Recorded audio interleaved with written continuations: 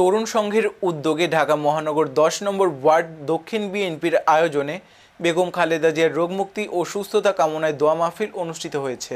বুধবার ৩ December Motijheel AGB colony হাসপাতাল zone তরুণ সংঘের উদ্যোগে এ দোয়ার আয়োজন করা হয়। এতে সভাপতিত্ব করেন ঢাকা মহানগর দক্ষিণ বিএনপির যুগ্ম আহ্বায়ক হারুনুর রশিদ হারুন।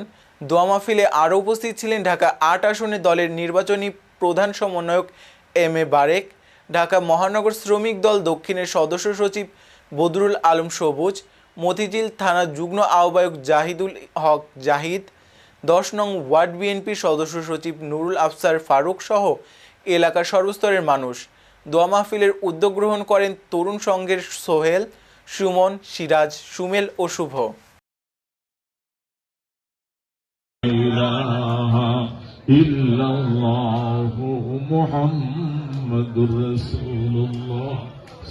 মিলাদ আমাদের প্রিয় নেত্রী, আমাদের পার্টির চেয়ারম্যান বেগম খালেদা জিয়া অসুস্থ আছেন, আপনারা জানেন।